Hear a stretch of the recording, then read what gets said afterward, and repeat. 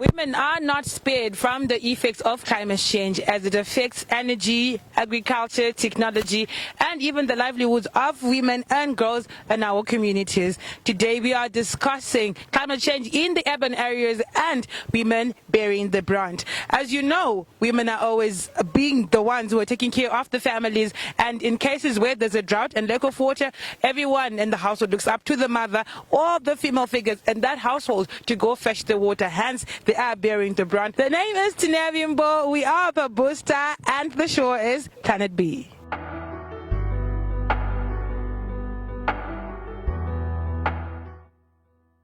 The consequences of the change in the weather patterns and the climates are far-reaching, particularly in places where you experience floods or droughts, and Zimbabwe has not been spared. As we've mentioned, we are a booster, and we're talking of climate change in urban areas and women bearing the brunt or carrying the burden. But before we indulge on the topic, we're going to ask one of the women in our presence, kuti vachiudzewo kuti climate change yacho imbori mukarudzii kushanduka. What exactly are we talking about?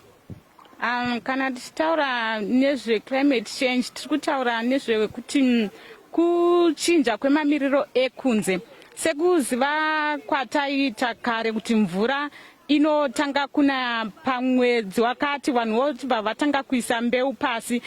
Tinyatsoziva kuti kunana April vanhu vanenge vakuchitokova, asi tikatarisa izvezvizvi handizvo zvave kuitika, mvura yakunonoka kunaya. Saka ndo zvimwe zvezviratidzo zvinotitaridza kuti mamiriro ekunze ari kushanduka.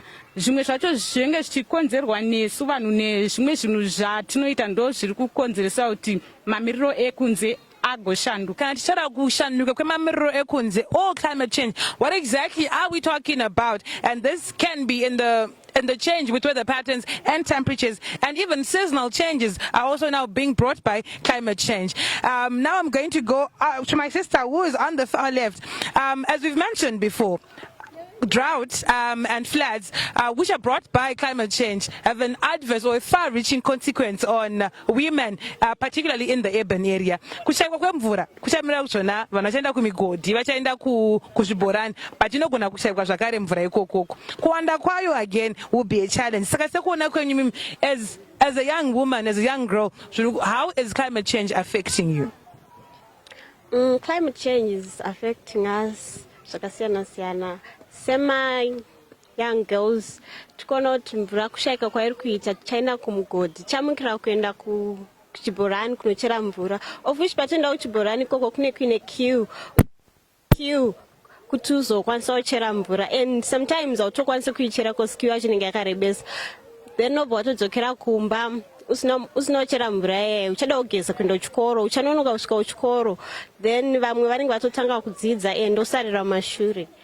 So climate change iri kuti affect even like mazuva ano mvura iri kunaya yakawanda.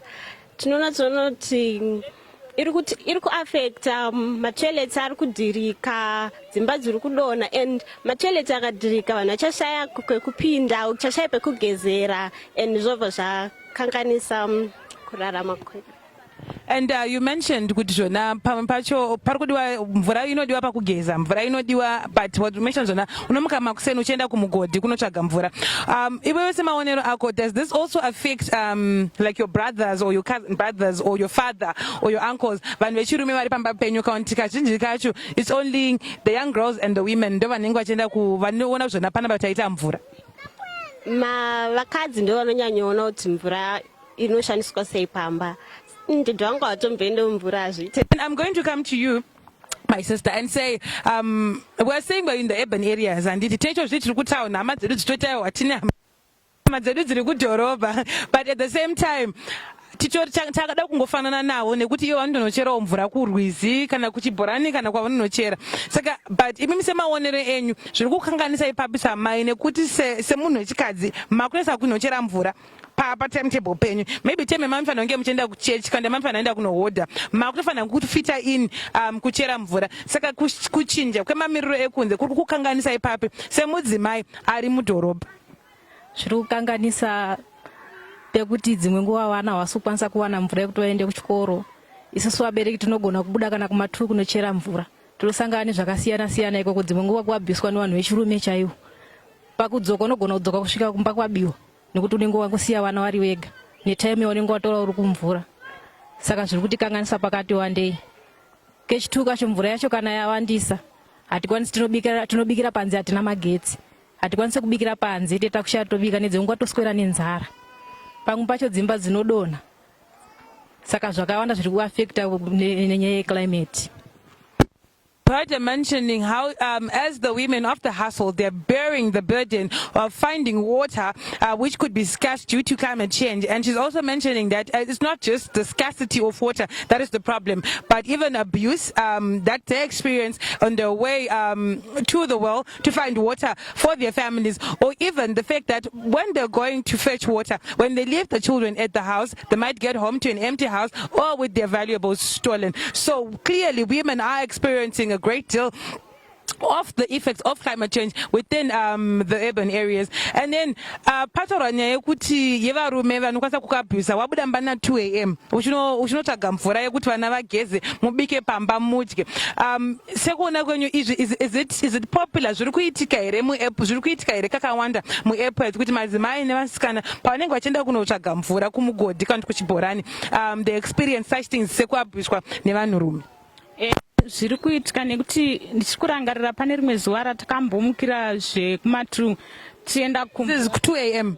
Yes, saka takasvika isusu pataitoenda kumatru taitosvika patori nekiu yatokura kare. Saka pakauya matsotsi akasvika akamhanyisa vanhu vakatobva vakatiza, tikazotizira pane pamwe pamba. Saka ndo zvimwe zvinhu zvatiri kusangana nazvo izvozvo, tiri kusangana nematsotsi. Pamwe pacho ukatosvika vanenge vachiona zvepachibhorani ipapo wotonzi kana uchida kuti ugowana mvura nekukasika itotanga vandida kana kuti ngatiite zvakadai so vanhu nekuda mvura vari kuzopedzera vazoita zvinhu zvavasingade kuita nenhau yekuti mvura iri kunetsa nekuda kwekuchinja kwemamiriro ekunze. Vataura kuti dzimwe nguva togona kutodza kubika nekuti tinobikira panze ende tinenge tichibika nehuni, saka togona kutodza kubika nekuti tinenge tichibikira panze.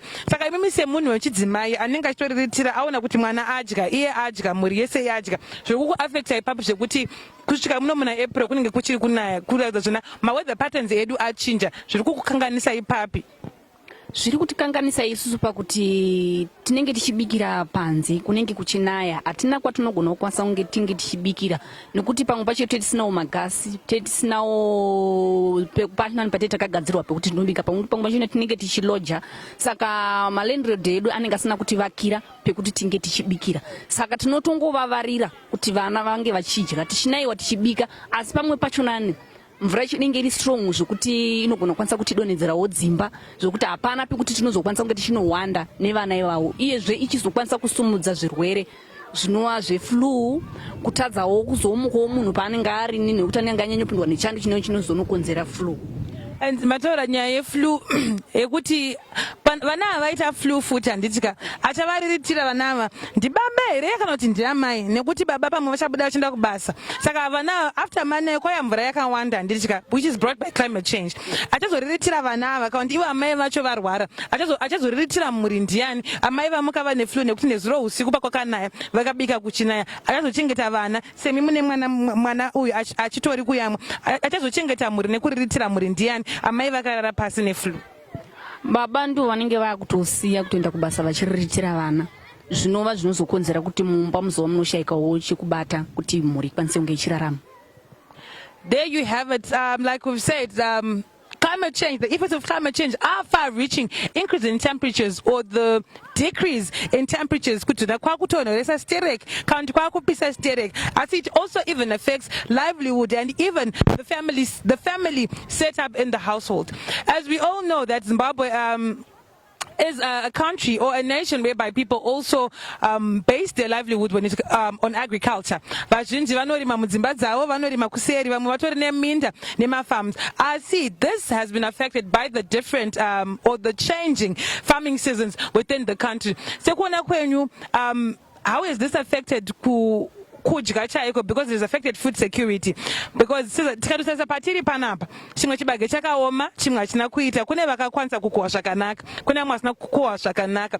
Asi saka semunhu wemudzimai anenge aida kuriritira mhuri yake nevana vake kuti vakukwanisa kuguta, vakukwanisa kuwana chikafu, zviri kukanganisa ipapi as a woman ari muno mudhorobha muurban area zvekunaya kwemvura when it comes to food security kana kuti kudya? Zviri kutikanganisa nekuti patinorima mvura yekutanga iyayi toisa mbeu pasi, zuva rinobva rauya chikafu chiye chotsva nezuva. Pachinenge chatsva pai mvura yechitanga kunaya, isusu tatoita losi. Kozoita vamwe vanenge vakadyarawo chichienderana nekunaya kwemvura. Izvozvi mvura iri kunaya kudai, izvo zvinhu zvaakuora mumunda, nzungu, nyimo, zvese zvichakwanisa kuti tizvibvise nekuti mvura iri kunaya everyday. Saka tatoita losi futi. Saka pakurima kwenyu uku munobatsirana here sababa namai kana kuti zvinongoonekwa namai chete pamba? Kazhinji tisu vechidzimai nekuti varume vanenge vachiita kumbonotsvaga mabasa. Chibage chenga chiri mumunda chatsva kana kuti kwanaya stereki, nyimo nenzungu zvanga zviri pasi zvaora, chii chinoitika sababa achaona kuti from here ndiani who is going to bear that burden yekuti a plan so that pamba pane maguta vana nemhuri yese yawana kudya, yawana chikafu? Kazhinji kacho ana mai tisi tinosara pamba, tisi tinoswera nevana. Ana baba pavanobuda vachienda kubasa kundotsvaga, vanogona kuuya vachiti havana kuvana. Saka isusu sana amai zvinhu zvinozosara zvotiomera, because ndinenge sara nevana, akada chikafu anoti mama ndane nzara. Saka isusu kuchinja kwemamiriro ekunze kuri kuti kanganisa zvikuru, nekuti tisi tinosara nevana, tisi tichaziva kuti vana vadyei. Saka ndo zviri kuti kanganisa sana amai. You've heard it that even the agricultural sector, be it on a high scale or on a low scale, it is affected by climate change. Climate change affects the availability of fresh water sources, and in most cases in urban areas where they cannot have access to fresh water sources, women are forced to fetch water at wells or boreholes, and we have people who have their home wells, and because of climate change, back in the day, the water table was rather not too deep, but then the water table keeps decreasing, and this poses a challenge as people have to dig further deep to be able to access water. And how do you think this is affecting vanhu vakawanda fanike vemunomu muairport or even in urban areas? Because kuchera mugodi, it means mvura ikawanikwa padhuze, mariyo inenge yakachipa yemunhu ari kuchera mugodhi, whether it's a company wemunhu ari kungodhiga, mvura ikawanikwawo pazasi zasi, which means itoriwo challenge again yemvura iyoyo. Takatarisa panhau yemvura, madays akatanga kugara vanhu kuno tikada kutarisa ka ndofunga taingochera kana kuti 3 meters tatobata mvura. Izvezvi ndichitaura semugodhi watinochera mvura uri pamba pedu watodzika zvekuma 20 meters. Saka unoona kuti kana ukatsvaga munhu kuti akucherere mugodhi unotoona kuti panenge pachidiwa mari yakanyatsowanda. Saka vazhinji hatikwanisi kuwana mari, saka ndo patinenge kuchienda kunotsvaga mvura panenge pachiwanika mvura, asi ikoko kwacho kuti tiwane hazvinyatsokwanisika, because panenge pakatowa vanhu vanenge vakatowanda zvisingaite, nekuti vazhinji havana migodhi mudzimba. Saka ndo zvimwe zvinhu zvatiri kusangana nazvo izvozvo, mvura iri kutinetsa, toti tinozotopedzisira tatoti mvura yatinenge tasuka maplates ndo mvura yatiri kunoflasha futi, ndo mvura iri kudiridza murivo. Saka hazvisi kunyatsozotiitira zvakanaka, ndo zvinhu zviri kutikanganisa izvozvo izvo. Muri kunzwa ava vari kuti zvona kudhara munhu waikwanisa kuchera 3 meters pakatocherwa mugodhi pamba, mvura yotobatwa. Izvozvo vari kuti mugodhi pamba pavo iwo now is 20 meters deep. Dzimwe nguva makazvifungisisa imimi henyu semunhu wechidzimai, hamumbofunga zvona maybe pamakore anoteerawa tinogona kutoishaya zveshuwa mvura yacho nekuchinja kwemamiriro ekunze akuri kuitika? Mamiriro ekunze ari kukonzeresa zvinhu zvakawanda, nekuti mvura yacho kuti ikwanise kunge ichibatika pasi pacho unogona kuchera 20 meters dzatinanidzo dzigotadza ugotadza kubata mvura. Imari inova inenge ichitowedzera kuti ukwanise kungochita se kuti ungokwanisa kungochibhadhara munhu iyeye. Pamusoro pazvo munhu iyeye anenge achida kuti anga achibikirwa, anenge achida kuti anga achishanda ipapo panenge achishanda achinge achibikirwa, unenge usina yokuti akwanise kunge achidya munhu iyeye. Saka zvinhu zvinenge zvichirema kuti ugokwanisa kunge uchinge uchirovesa mugoti ugonge uchibuda mvura yekuti inge ichishanda panzvimbo ipapo. There you have it. The earth is under threat, and we are not sure if in the coming decades, in the coming centuries, we'll still be able to access fresh water sources, because as it stands, you've heard the lady saying that within 3 meters you would have able to reach the water table and be able to access fresh water, but the well at their house is now 20 meters deep, which is a huge difference, a 17-meter difference from when they started staying here. Sekuna kwako, as a neighborhood, as an area, as a suburb, kunoko vanhu vari kuziva here climate change, vanhu vari kuziva here nezve ma-effects azvo kuti chii chichazoitika pamakore anotera, kana kuti vanhu vari kungoti vari kungorarama zvavari kungoita, it is what it is. Climate, vanhu nowadays kunatsoziva kuti climate change iri kukonzerwa nei, nokuti hapana vari kuvadzidzisa. Vana vazhinji havasi kuenda kuchikoro and havatombokwanise kudzidziswa kuti climate change ichi inokonzerwa nei, havatombozive. And vabereki vanenge vasara kudzimba, vamwe vacho vanenge vakura, havana kuenda kuchikoro, saka vanenge vasingazive zvekutoti vakasatodzidziswa havatombozive kuti climate change iri kuchinja, or avatomboziva kuti zvimwe zvinhu zvatinoita zviri kukonzeresa climate change. And iwe sekuona kwako, as a young girl in Harare, in an urban area, what do you think can be done, even kuchikoro? Do you think from primary up to tertiary, here you're in university, do you think there's anything like that in the curriculum, be it kuva primary kusvika ku university kwauri, kune anything to do with climate change that's being taught muzvikoro zvedu muZimbabwe? Iriko kuma primary todzidziswa kuti tisarasire marara pasi o mumadhemu o pa kupisa marara hakubvumidzwi ko zvinokonzeresa climate change. And kana takumasecondary iriko todzidziswa geography, kumauniversity vanenge vakunazodzidziswa kuchengetedza environment kuita kuti tisazokonzeresa climate change. But wakazvitarisa after tadzidza izvozvozvo as residents and as the keepers of the earth and the environment that we're in, tiri kuzviteedzera here kana kuti tiri kungoita zvatiri kuita and not really focusing on the threats or the effects of what this could do to our environment and the earth in the future? Vanhu vane negligence, vanogona kuzvidzidziswa but havakwanisi kuzviteedzera. Like kurasa marara, vanhu vanongorasira pese pese, and hatikwanisa kuchengetedza environment yedu zvakanaka. There you've heard it. Despite this being taught in school, and despite some of the people actually knowing of the threats with climate change and how it will affect our societies, people are not really bothering themselves with maintaining that they help with going green or helping to take care of the environment that we're in, so that the effects of climate change do not come and lash back at us in the near future.